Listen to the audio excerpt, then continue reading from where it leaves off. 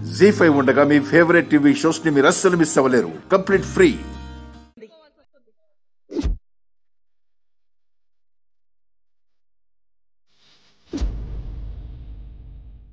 అమ్మవారి ముక్కు పుడక పెట్టుకునే అర్హత నీకే ఉంది అవని అంటూ గతంలో నా బావే ముక్కు పుడకను తెచ్చిపెట్టాడు. అలాంటిది ఈరోజు నలుగురితో కలిసి నన్ను నిందిస్తున్నాడు.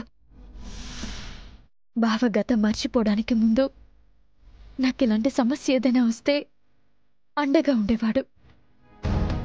ఇప్పుడు బావే నన్ను అనుమానిస్తున్నాడు. తట్టుకోవడం చాలా కష్టంగా ఉంది. అవని, చిన్న చిన్న నిందలు పడితే చెరిపేసుకోవచ్చు. దొంగ అని నింద పడితే అది జీవితాంతం ఓ మచ్చలా ఉండిపోతుంది. అవని, మిగిలిన వాళ్ళ సంగతి వదిలే బావా. ఆ పని నేను చేసుంటానని నువ్వు నిజంగానే నమ్ముతున్నావా? నమ్మాల్సిన పరిస్థితులే కనిపిస్తున్నాయి. అవని,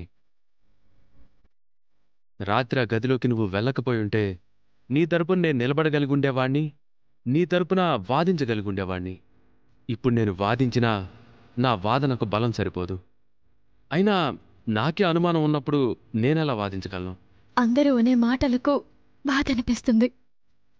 నువ్వనే మాటలకు మాత్రం చచ్చిపోవాలనిపిస్తుంది. చూడవని, ఏ మనిషి అయినా తనపైన పడిన నిందను చెరుపుకోకుండా ఏదైనా చేసుకుంటే తప్పు చేసినందుకే అలా చేసుకుందని ఎల్లకాలం చెప్పుకుంటూనే ఉంటారు. అలా అని చెయ్యని తప్పుని మీద వేసుకోలేను, అంగీకరించలేను కదా బావా. గదిలోకి వెళ్ళానని నువ్వే ఒప్పుకున్నావు. ఆ గదిలోకి అమ్మ నువ్వు తప్ప మరొకరు వెళ్ళలేరు. మరి అలాంటప్పుడు ఎలా పోతుంది? ఆ నెపం అమ్మ మీద పెడతావా? ప్రాణమైనా విడుస్తాను గాని అత్తయ్య గురించి అలా ఎలా అనగలను? అత్తయ్య సాక్షాత్తు అమ్మవారి రూపం. ముక్కు పుడక మా కుటుంబ ఆచారానికి ఉపయోగపడినంతగా మరొకరికి ఉపయోగపడదు. అది అమ్ముకుంటే డబ్బొస్తుంది గాని అది దాచుకోవటం వలన ఆ ఇంటికి మా ఆచారం అయితే రాదు.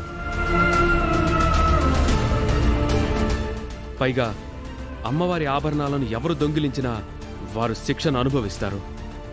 అమ్మవారి శక్తి, అమ్మవారి మహిమలు వారిని విడిచిపెట్టవు. నీకు డబ్బు అవసరమైతే నన్నడుగు, నేనిస్తాను. అంతేగాని అలాంటి పనులు చేయటం మాత్రం కరెక్ట్ కాదు. పెళ్లి కావాల్సిందానివి, మంచి భవిష్యత్తున్నదానివి, బయట నలుగురిలో తిరగాల్సిందానివి.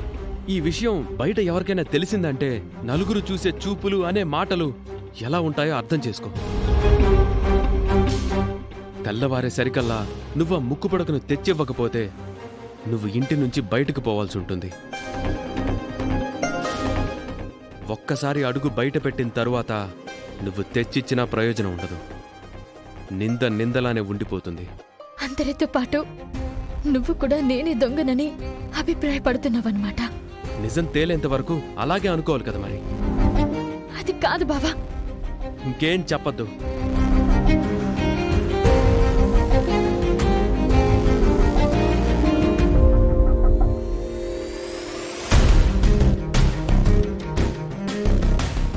జీ5 యాప్ డౌన్లోడ్ చేసి అన్ని ఎపిసోడ్స్ పూర్తి ఉచితంగా చూడండి.